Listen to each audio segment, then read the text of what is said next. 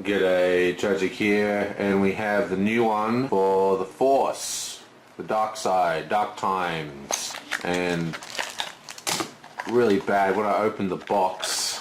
Look, I cut the front of the box in half when I opened the package because it was like right up against the where I cut it to open the big box. Terrible.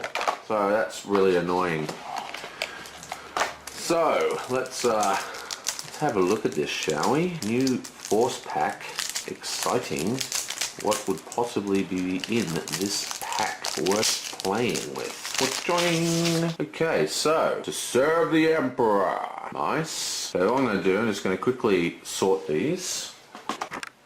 Okay, serve the Emperor, the first one. The objective contributes one Force icon to your side during a Force struggle. Interesting. I mean, that doesn't thrill me too much. Darkseid's not having much of a problem winning Force battles as it is, so I don't really see this as any kind of great big changer for the Darkseid. We'll have to see what other cards it comes with. Oh, I got it zoomed in too close. How's that? Right. Okay, Prophet of the Darkseid. Awesome drawing. It's so good in this game. It's just bonkers, isn't it? Okay, so we have a Tactics Blaster icon. Force sensitive reaction. After this unit enters play, look at the top card of your deck. Then, if the balance of the Force is with the dark side, you may draw that card. Excellent. Well, this is an extremely good card. As I said, balance of the Force, not too much of a problem. Even less of a problem if you're running this objective, which obviously you are if you've got this guy in. And I mean, the attack icon's not that interesting, but the interplay effect is quite cool. This is going to allow you to make some pretty informed decisions about the discard cycling mechanic in the balance phase. Normally, it's a bit of a gamble. This card, because this card has a Force icon, means I can discard it in an battle, or I can discard it and possibly get something to play.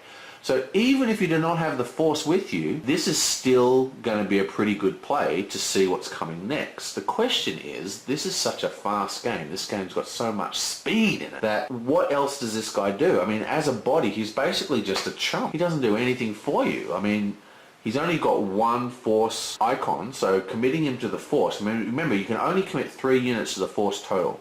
So if you commit him to the Force, you've got like what, 3 Force? You've got 3 copies of him out? I mean, is that peak worth it? Yeah, I don't know. I think it's interesting. I think this card is the kind of card that allows you to do a lot of things. But whether it's actually going to be functional is not really that good. I mean, I would think of this card as basically I'd think of it as an event to peek at the card or possibly draw it if you have the Force with you. But apart from that, I don't think this card is going to get a huge amount of love from it. Without the ability to defend or attack. I mean, it does have one blaster, but one blaster, come on, I don't know. Interesting card, but not too interesting. And what is interesting though is that we have 2 copies of it. And as I've said many times in these videos, if you've got 2 copies, the card is you've got a really high chance of seeing it, because most cards you can only ever get 1 copy in a single deck. Whoa! Anasati Elite. 4 to cost, neutral, 3 Force icons plus 2 black tactics. Oh yeah.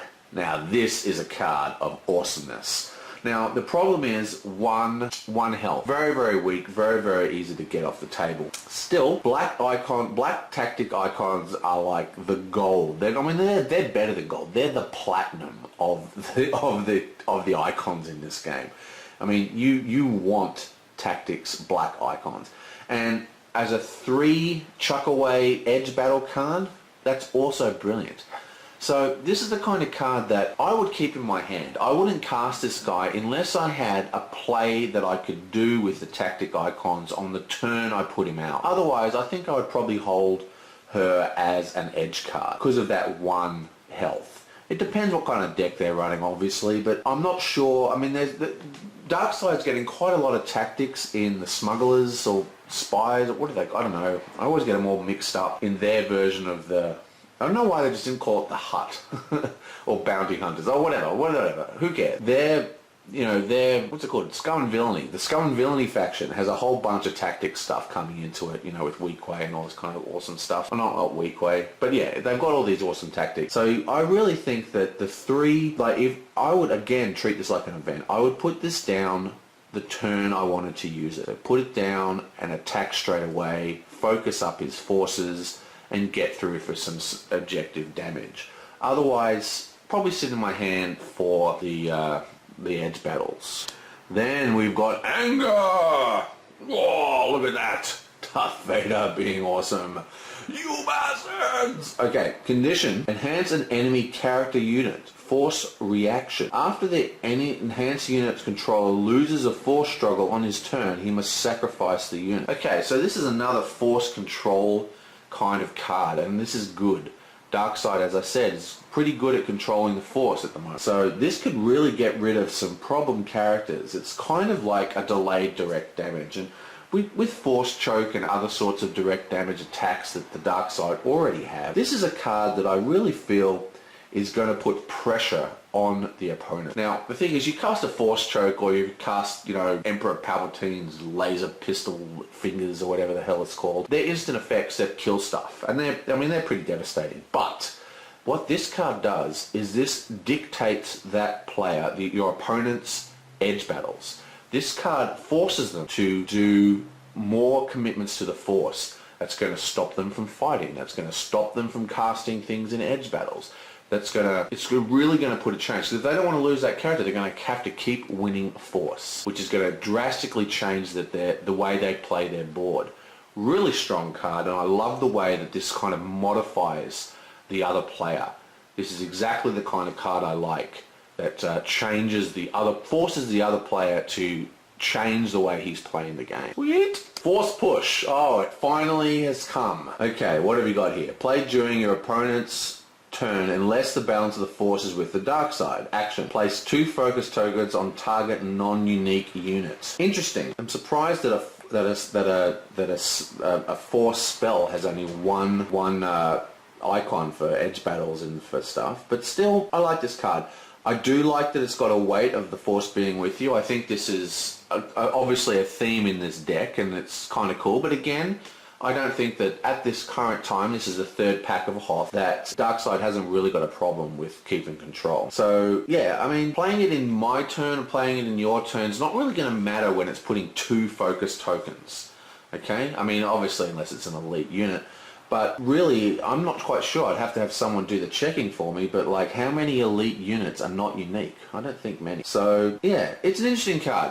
This could really change. You should really get rid of some of those threats, especially those tactic threats that you don't want to deal with. Oop, there's someone at the door. Hang on, I will be back in a sec. Okay, so where was I? I have no idea what I was saying before I was doing this, so I'll just Force Push. Yes, it's a good card. Ooh, sweet. Okay, I'm pretty sure I finished talking about Force Push, and I believe that is the end of this pack.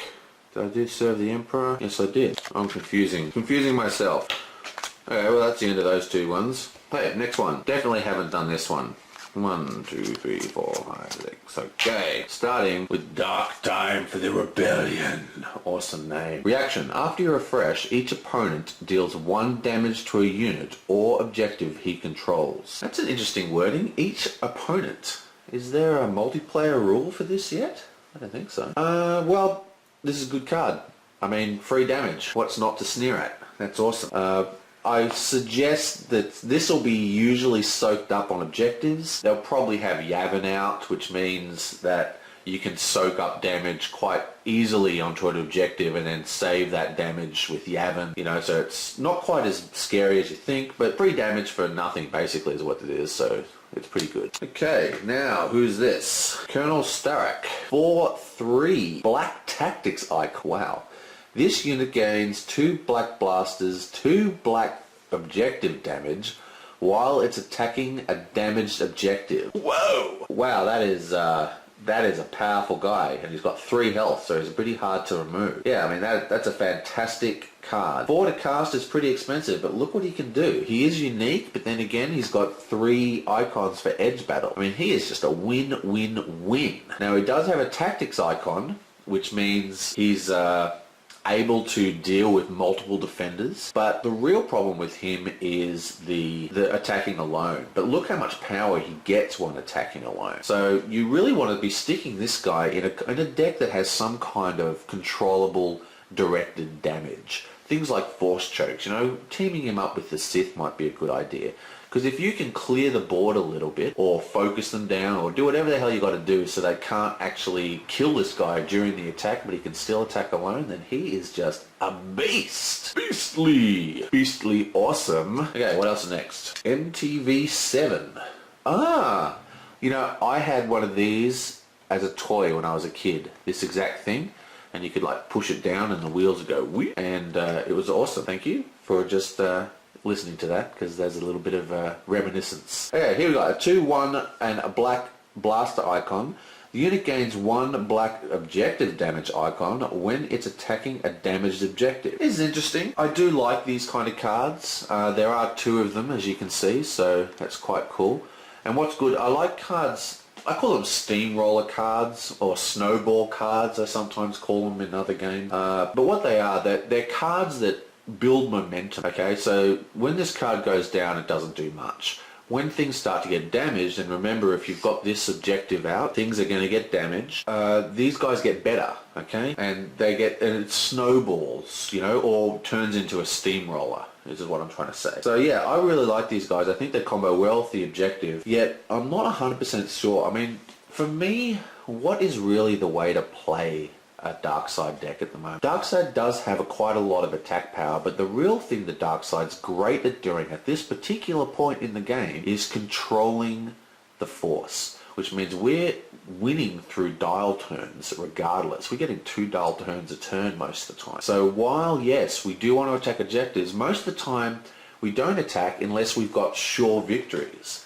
You know, one-shot kills on objectives. These cards aren't going to help those one-shot killing of objectives. They could be a little bit slow, but I still think they're not. I still think it's a pretty good card. It is worth noting that it is a vehicle, which means that a lot of the recovery and shielding functions of the dark side do work on this card, which only work on vehicle cards. Okay, what's next? The Moorish Moraine, the Moorish, whatever. I can't read. I'm actually an idiot, just so you know. But anyway, your unopposed bonus is raised to 2. Okay, so that means 2 extra damage, well 1 extra damage instead of 2 damage. Instead of 1 damage for unopposed, you get 2. It's an interesting card, again, unique, but it has 2 edge. Yeah, it's a fine card. Again, goes very, very well, much like this card, with direct destruction to allow you to have, not this card, well, where was he? This guy, like this guy, goes very, very well with this guy when you've got unopposed damage. So yeah, it's a good card. I like this guy, and I like this pack actually. I think it's got a lot of good stuff going for it. And finally, Heavy Fire. Okay, it's a 0 cost, nice, and it has 1 icon. Target a friendly unit gains either blaster or objective damage black icon until the end of the phase. Okay, so this is a great card. This is the kind of card that I love. We only get 1 of them, unfortunately, but this is a card that changes things up. It changes the way the objectives are played. It changes the way they defend, because they can never be certain. They don't know what's going on. At any time, boom, they got an extra icon, and that can make the whole difference. Because this is a bit of a calculated game. I mean, it's not nearly as mathy as the original, like the Decipher version. I mean, all pray and hail to the Decipher version. But still, even so, it's not, the maths aren't as intense, but they're still there. They're still there. Everything is calculated down to the wire. A single icon here or there will make a huge difference, and I think that's a great card. Okay, so we have a green guy. What have we got for us? Greenie, the Hunt for Solo. Reaction.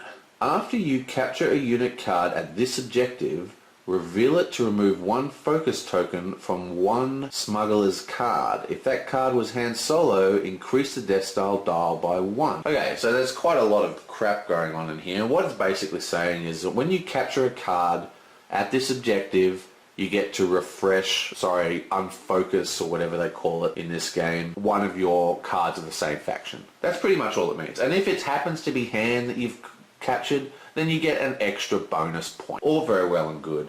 Now, the capture deck is getting better and better, and I'm probably going to make one pretty soon. But yeah, I mean, interesting. It's an interesting card. It's got some okay effects. Let's see what else I've got in here. Ooh, the pig things. These are the guys that tried to melt down through CPO. Reaction. After a card is captured, remove 1 damage from a friendly vehicle or droid unit. Okay, well, I mean, this guy's pretty good. Again, if you're going to be using capturing mechanics, you're probably going to be using this guy. What I like is that he can be used for a resource, which is really cool, but that resourcing does not require any kind of problems with his reaction. Okay, so he can be focused and his reaction will still go off. Because remember, focusing does not stop the actual triggering of the card text. It just basically, all focusing means is that they can't tap to, you know, attack or defend or force. That's pretty much all it means. Yeah, so he's a pretty cool card. I like him. Let's see what else he got. Ooh, a Z95 Headhunter. Nice. That's a cool drawing too. So he's got 2 attack icons, unit damage and objective damage. Interrupt. When this unit is focused to strike, reveal 1 card at random from the opponent's hand. If that card is a unit, capture it. Brilliant. Love it. I love this card. I love this card. And there's 2 in a pack. Yeah, like I said, capturing is really getting a boost, and it's about time, because that's one of the things that I really wanted to see when I was, yeah, let's go out bounty hunting. Like, I was so disappointed that we didn't have, you know, bounty hunters. Like, I don't know, maybe, I mean, I'm not a designer, but if this was my game, I probably would have made an extra faction for dark side and an extra faction for light side. So there was 6 factions, and then I'd have a 7th faction that was bounty hunters, an entire neutral faction. That would have been awesome. Anyway, I'm not a designer, and that's probably why, if you heard that idea, you'd go, what? That's rubbish. Anyway, the point is, this guy's awesome. Captures cards, high chance of capturing cards, especially against Jedi decks, which have really high concentration of low-cost characters. This is a card that can really, and capturing fuels things now. I mean, we've already got the weak way, but there's more fuel. And what I mean by that is that if things are captured, it allows you to do other things. So I reckon this card is going to be a big player, not just now, but in the future, because that's a very easy way to capture stuff. Okay, Cloud City Incinerator. This is where they melted down through CPO. Okay, enhance your play area. Reaction. After a card is captured, discard that card if the balance of the force is with the dark side. Okay, this is an interesting card. This can be edge battled. Now, I'm not 100% up on the exact state of the recursion in this game, but it might be much more to your benefit to have the card captured. I mean, but if you're running something like this and you've got tons of cards captured, probably not. But still, I do like the way that you can use this to discard cards. I think that's kind of cool, you know, actually destroy those things. But, you know, you don't want to be destroying Luke and have them, like, raise them out of the dead with that, you know, return a forced character to your hand. It seems to me, at a cursory glance, and you've got to remember, these pack openings are cursory. Most of the cards, this is the first time I've seen. And I would say that, I would think that in most circumstances, you would want to keep them captured. Granted, if they destroy the objective, you know, they get them all back, which is bad. But still, what really makes this card a bit unfortunate is that it's a reaction, not a focus to trigger. What would be really cool is if you could capture them at the location and then focus this one at a time of your choosing to discard them. So hopefully we're going to see something like that in the future. Okay, so Carbonate Chamber Activation Action. Place 1 focus token each. What? Place 1 focus token each on up to 2 target non-vehicle units with a combined printed cost of 3 or lower. Wow, the complicatedness of this card. Well, not complicatedness, but, you know, there's a lot of stuff going on in this card. Basically, it's just like a lot of the other cards we've seen. Place 2 focus tokens. I think it's like barrel roll or some fleet card, but place 2 focus tokens on up to 2 targets. But the trick is that it's got to, you know, they've got to have a 3 or lower between them for their cost, and that's not going to happen too often. I mean, it might happen with Jedi decks, but even Jedi decks, you're looking at 2 for the average card. So in most cases, I don't even think the focus tokens are going to hit. The question is non-vehicle units as well. I mean, unless they're playing 1-cost characters, I mean, a 2-cost and a 1-cost, yeah, but I think in a lot of situations this is not going to be able to become. I mean, obviously with the weenie decks it's got a higher chance, but still, you know, I mean, it's not going to do you any favors if you're playing against Rebel. And this is one of the things about this game. One of the things I really like about this game is that because they're designing the packs in these weird pod things, that the they place answers, and this is really a counter to the weenie Jedi deck. Otherwise you wouldn't use it. Otherwise, what would you use it for? Oh yeah, all cards, almost all cards, have a dual purpose, and in this case, Edge Battle 2. And that's a kind of perfectly respectable Edge Battle number. And that is it for the bad guys. Is it? Yes, this is Jedi. So let's have a look at the Jedi, the power of the Jedi. Okay, self-preservation. Each unit you control gains one Force icon during the Force struggle. Okay, so this is hugely powerful, and maybe the Jedis are not going to have such a problem with the Force. I mean, you can have those enhanced play areas that add things to your edge battle. You've got add to your Force. I think this is the second add to your Force struggle effect, but this one adds to every single character. This could really make a huge change up to the way that Rebels are being played, or light side. I call them Rebels. I can't get into my head that Rebel and Jedi are different factions. I just say Rebels, and I should say light side and dark side. That's what I should say. Anyway, whatever. Good. This is a very good card.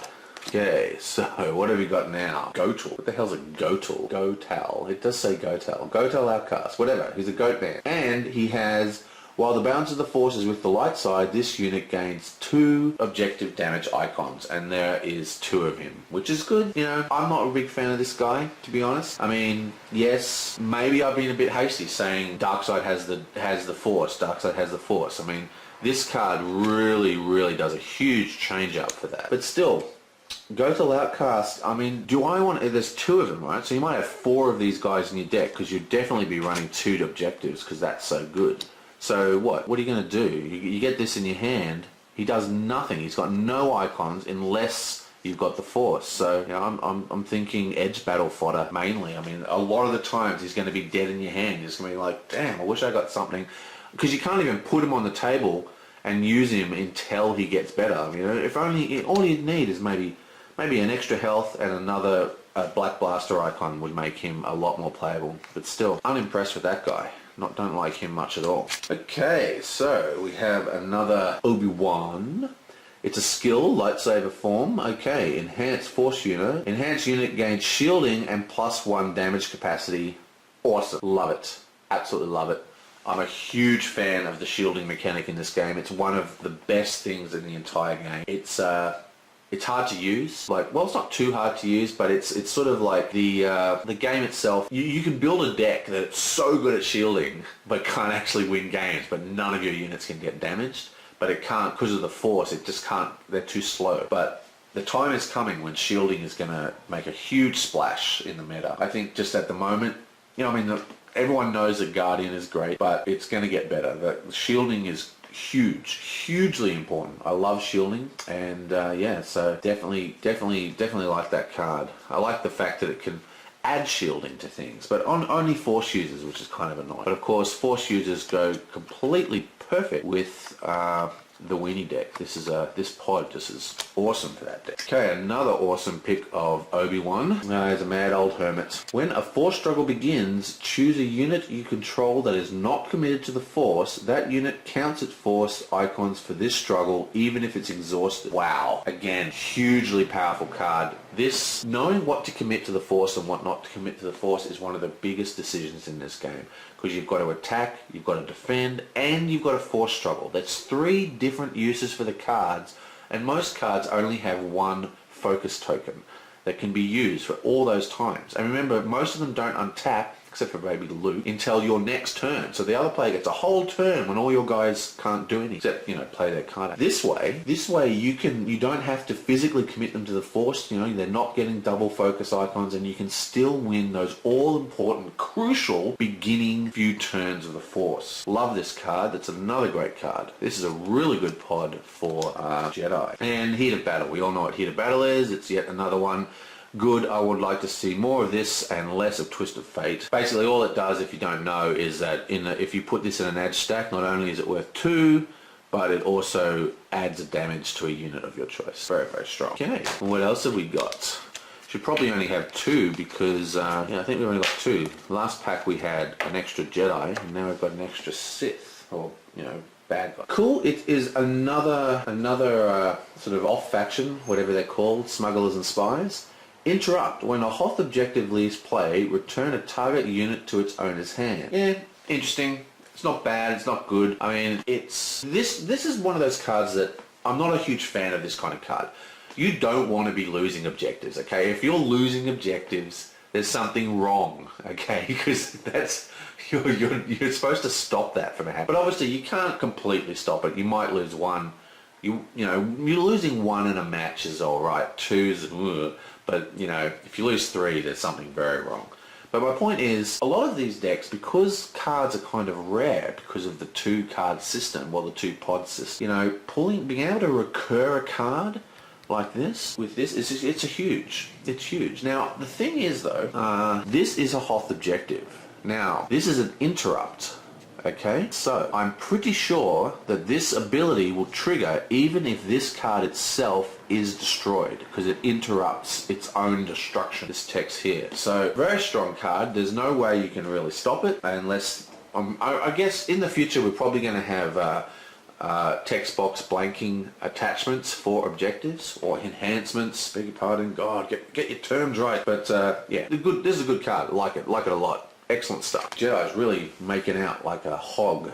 I mean, the good guys. Light side, that's what I'm talking about. Light side are really doing well in this pack. Okay, Renegade Squadron Escort. Okay, this is a nice little Y-wing with a funny little demon on the front. Like it looks like a smiley face even. Look at that funny drawing. What? Doesn't look right. Okay, what do we got here? Vehicle Fighter Renegade Squadron. Protect Vehicle. Hey, I like this. Protect is a hugely strong effect. Now, there was an FAQ on Protect. Now, I haven't got the FAQ in front of me, but to my knowledge, the way Protect reads is, if I read it directly off the card, if a vehicle card you control would be damaged, you may place the damage on this unit instead, okay? But, the big but, is that it's got a 2 damage capacity, which means you can't say, well, this guy's going to take 6 damage, I'll put all 6 damage on him, which would kill him, because he'll die after 2 damage. So, even though damage is supposed to be applied in a single go, for the sake of Protect, it's actually applied point at a time. Technically. Not even technically. Like, it's actually not done like that. It's just, the rule is that it can only match its damage capacity. So you can improve this with shielding. So you can get this guy to take 3 damage. And that's pretty good. Now remember, if it is a vehicle, so he can be cleaned, he can be fixed up, you know, got some R2 droids, you know, get that damage off him. You know how I was talking about the shielding effect? I love shielding. Well, Protect is the key to the shielding deck. The Protect is better than shielding. It's similar in a way. But, yeah, more Protect. I love the Protect keyword, and I want to see more of that stuff. So, yeah, he's great.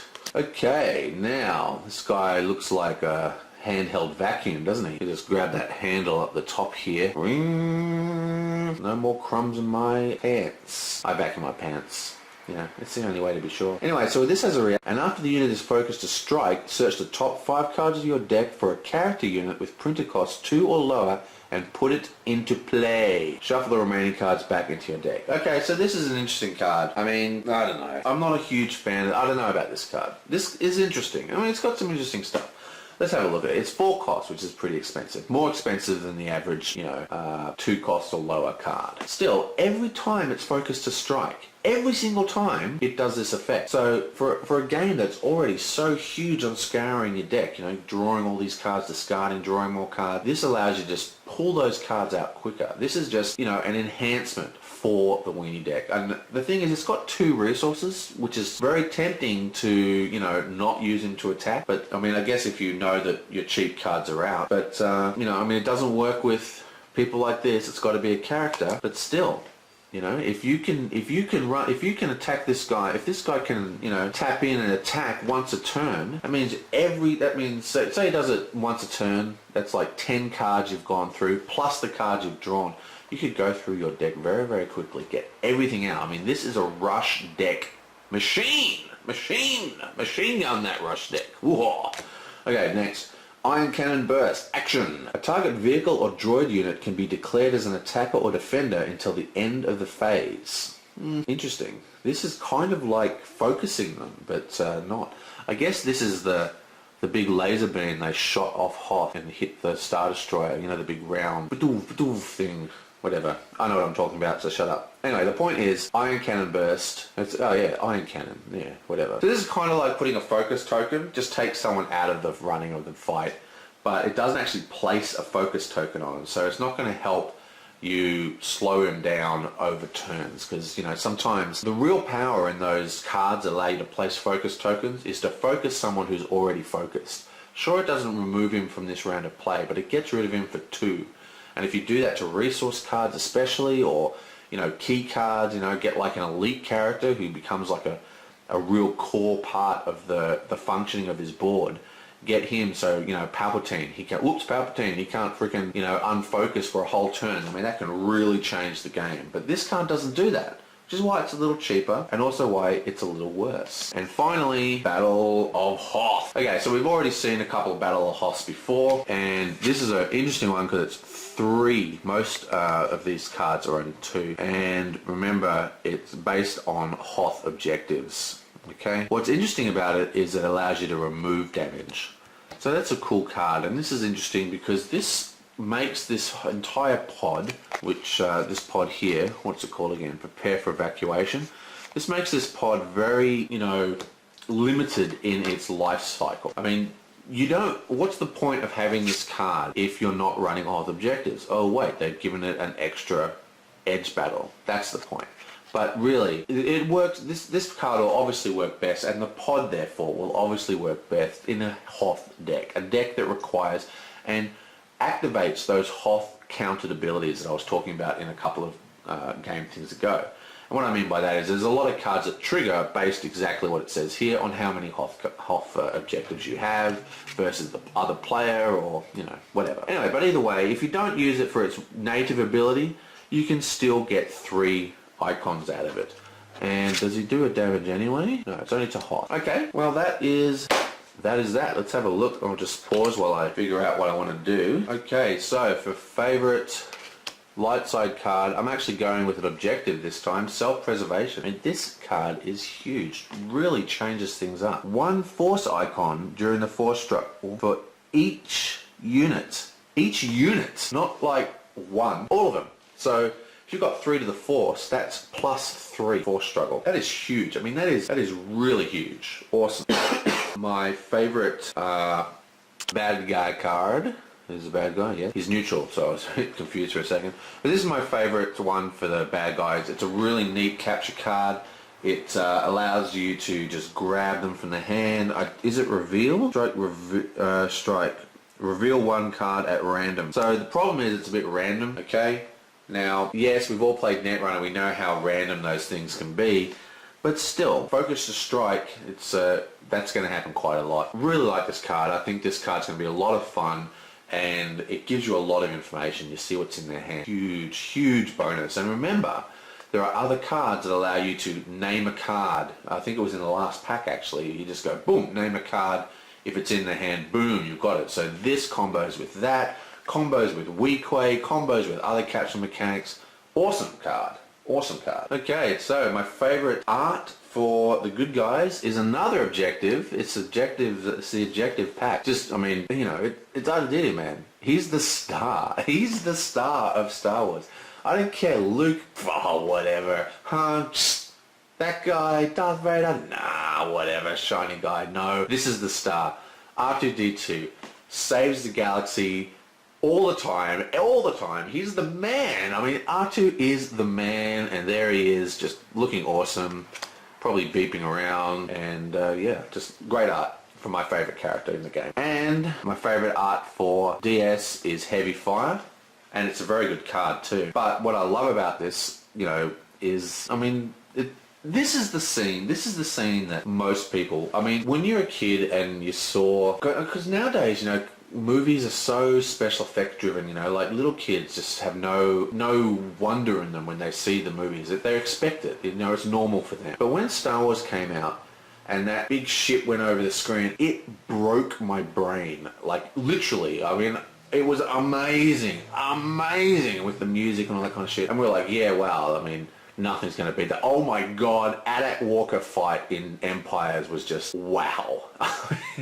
It was so good. I mean, not just to me, just to everybody, that it basically broke an entire generation of young men and just we all became these rabid Star Wars fans. And this is just that scene in a nutshell, man. These guys, just the hopelessness of how outmatched they were, man. It was just awesome. And this card's got it. And what's also good about this card for art-wise is that it doesn't, it's got a lot of movement. So most of these things, they're very static, eh? I mean, you can imagine him moving. You can imagine he's slowly rising up, whatever. But they're kind of portraits, like photos. But this doesn't look like a photo. This looks like a freeze frame in a film. Okay, I know that's a subtle difference, but it's what it looks like to me. Great art, good pod. I like it. I don't think it's nearly as good as the last one. I'm a bit disappointed that I cut the freaking front of it, but oh well. Hope you guys like that. I will see you next time.